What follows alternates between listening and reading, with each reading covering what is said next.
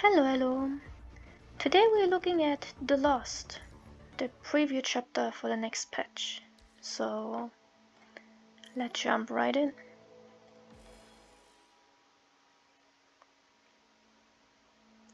The mission is over according to the report, right Hassan? That's right. Both Strikehold and Grey Raven have done a great job. You want to hear about how they roughed up the enemies on the ship? I only care about the result. That's a shame. I thought you'd be interested. The question I'm more concerned about is whether that ship is now headed for some place we've never been before. I don't know the details, but that place has the same name as the ship, Kowloong. As Nicola asks his question, Asimov walks in through the other entrance and gives his answer. Asimov is wearing the same uniform he wears every day. He keeps moving his fingers as he does calculations in his head. Back to the topic. How much do you know about this Kowloong? About the ship part? You two already know enough. As for the city part, on top of its coordinates we also found out the name of the organization running it. So the name is Kowloong Corp. They went from a chamber of commerce to a corporation. What do you know about them? I don't know about their composition, but they're a big organization, no less powerful than ours. Okay, that's interesting. A powerful organization, huh? If only we could have peaceful talks with them. Don't be naive, Hassan. A secretive organization like that is up to no good. Most organizations on the surface are hostile to us for no reason. I believe the best course of action is to send teams there in advance to back up Strikehawk and Grey Raven. The no reason part is questionable, but okay. You guys are pessimists, huh? After hearing their objections, Hassan shakes his head with a bitter smile. He doesn't argue back because he knows what he said was just wishful thinking. The world is going through an upheaval. One way or another, the catastrophe called punishing will enter the picture and twist the world as we know it. By the time anyone wakes up to its existence, they will have already been carved in its abyss.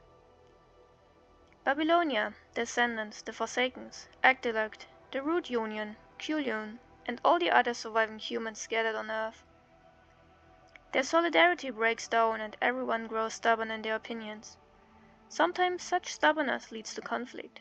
Sometimes it leads to self-destruction. And if we're going to have talks, we gotta do it from a position of strength. Talks or not, strength is what we must have. That's why we gathered here today. Report the results, Asimov. Yeah, I will start with the new construct model. After finishing the review, I came to the reluctant decision that I'd use Lucia of Grey Raven as the sample in prototype development. Lucia is not a stable construct. That's exactly what I need. To add to the instability, I even included the data of the Ascendant Alpha. To add to the instability? Are you crazy? We've all seen what that Ascendant is capable of. If we could tap into his power, it would make combat easier. But we can't afford the risk of creating another Alpha. At least that risk is beyond the scope of consideration in construct development. But Lucia is not here, so who's going to test the construct? Even if she was here, the construct could not be put to use immediately after being developed, because its memory compatibility has been compromised by Alpha's data. This means that, if we're not careful... Anyway, I've prepared a 100% authentic data model. If you try out the construct within that model, you'll see how powerful it is. A 100% authentic data model. Then let's find out what this new construct is capable of. So this is not Lucia, but a data model of Lucia.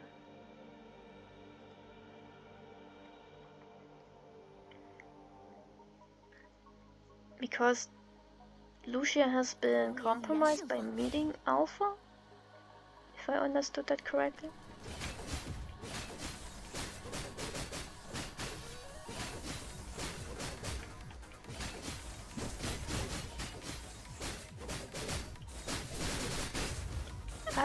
actually forgot how you... Oops. Oh, you need to enter. Wait. I don't know how to play this Lucia yet. But you...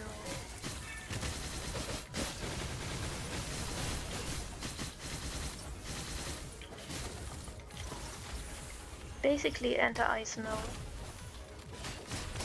Do a second burst and leave ice mode or something like that. Pfft, of course.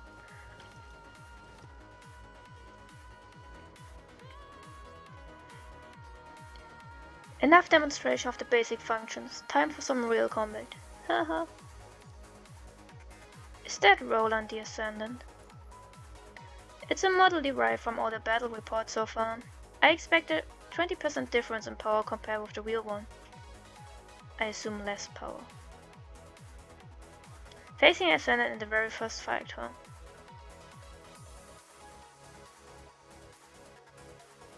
I know this is cheating, but I'm going to set the frame at maximum energy. Now witness the power of our new frame.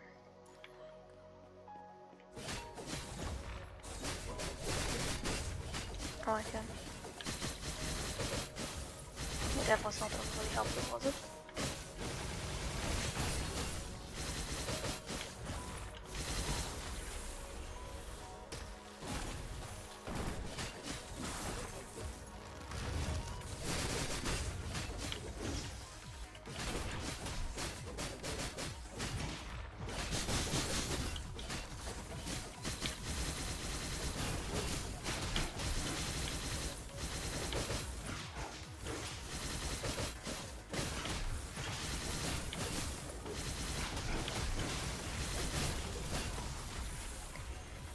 Well,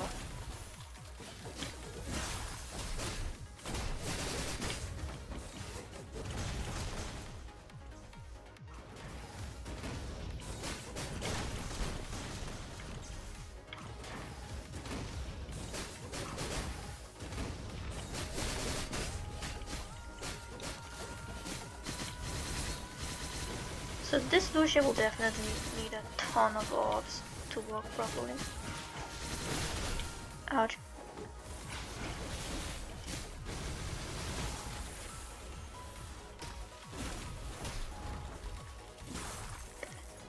Never thought you could win. What do you think? Happy with the result? If she had a proper build, probably. This was rather lackluster, to be honest. Thorough preparation. Apart from the new frame, Asimov is also preparing another secret weapon for Nikola. The extra thing I asked you to prepare, how is it coming along, Asimov? Had a few hiccups, still working on it. As you know, the task force classifies combat zones based on their punishing virus intensity. Most people are familiar with the three major categories of combat zones, high, middle and low, but there's a fourth, dead zones.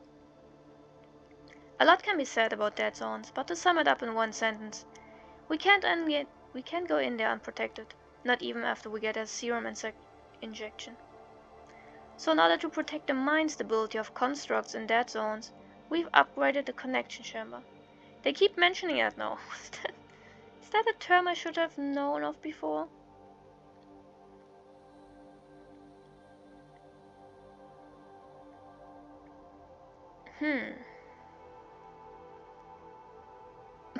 I will spare you the details about that connection chamber. How about you tell me? All you need to know, which you already do, is that it's a machine that allows to command constructs remotely.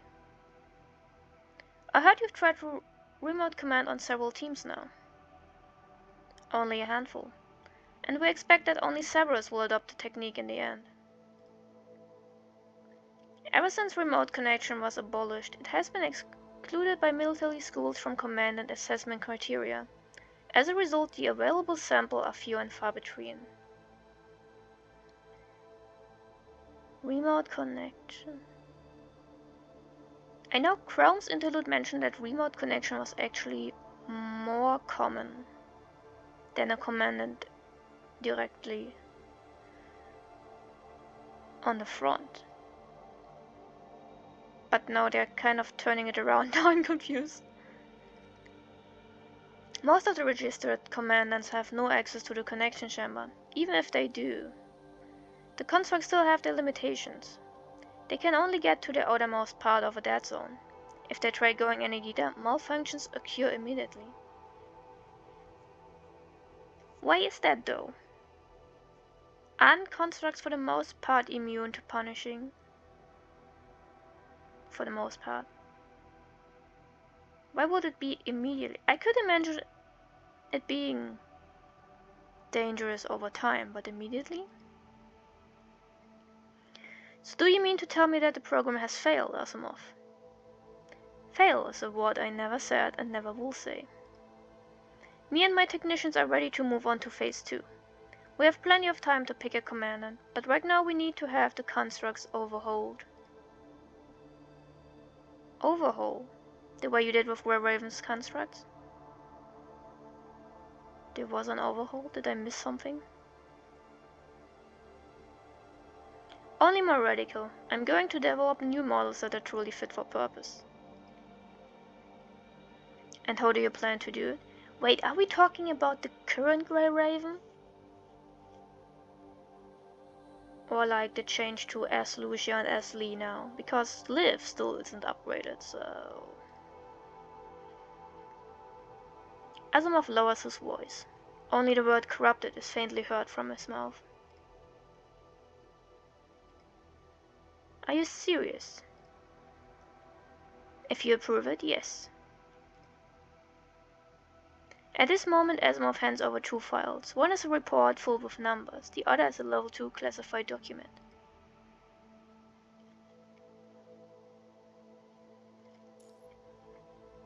Catcher in the Rye.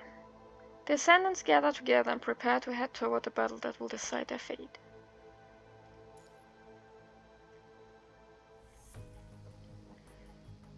Roland, how are you feeling?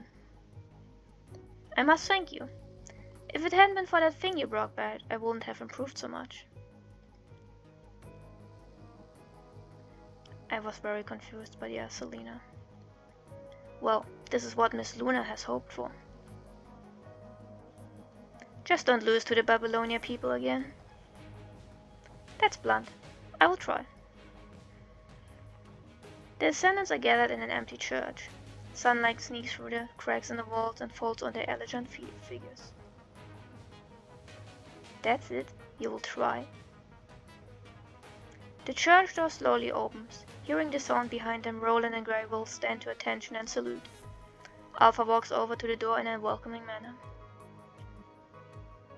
So, is that all you have to say? You will try? The owner of the voice, Luna, walks over and asks again, her manner brisk and passionless. Yes, Miss Luna, I will try. Alpha furrows her eyebrows at Roland's answer. Gabriel shivers a bit, but quickly regains his calm. I will be watching. Thank you. Why was that strangely cute? Luna's timely smile relaxes the tension before it escalates into something ugly. A certain someone feels relieved. Meanwhile, Roland and Gabriel finish their salute. Since Miss Luna is here, why don't you update us on the progress of your mission, Miss Lamia? Miss Lamia? Gabriel quickly moves on to the next topic, but this Lamia girl is unresponsive as if she was somewhere else. I haven't seen her since I got here. I didn't know... You've been hiding here all along, have you, Lamia? Show up right now or I'm gonna blow this place up. Whoa. Wait, are you a devil? Not a devil, but an Ascendant. Now stop being invisible and show yourself. So is Lamia an Ascendant or is she not? I'm here, just lower your gun. I surrender. Succumbing to Roland's threat, a monstrous feminine figure emerges from a dark corner. Despite her timid manner, she's actually an ascendant working under Luna. Okay, I should have just waited another second. I just want to remind you it's time to quit slacking and get back to work. I'm not slacking. I went to activate in that desking ship, like I was told to. Oh, it was her! I guess that makes sense since she's like able to swim, I assume. I went into invisibility only because I don't like crowds. Which is another way of saying slacking off. So you must have come into contact with certain people, right? Yeah.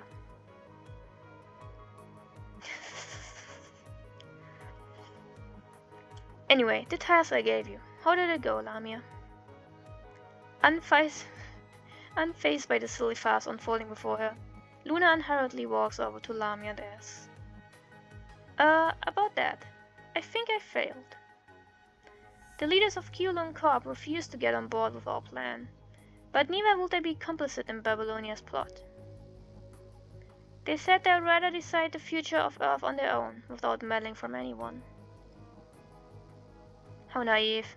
Do they honestly think they can be neutral in a world like this? So don't get mad at me, I'm just a messenger.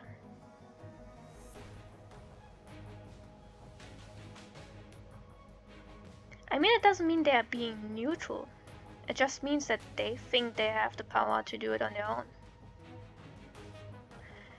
My sister's not mad at you. She just can't understand their stupidity. But you can understand it? Neither can I, of course. So, Miss Luna, does that mean... The power of heteromass is under our control. Roland's frame has been enhanced, and most importantly, Babylonia is on its way to becoming a corporation. Babylonia is becoming a corporation?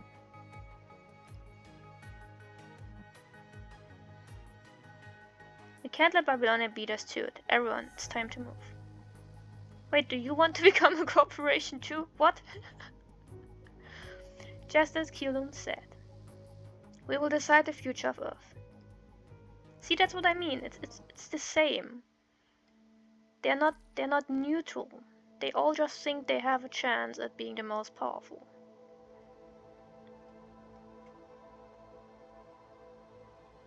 So at this point in time we have like 3 factions. Well, actually we have more, but we have 3 factions that are supposedly about the same strength. At least according to, I think Asimov said that they are as powerful as Babylonia.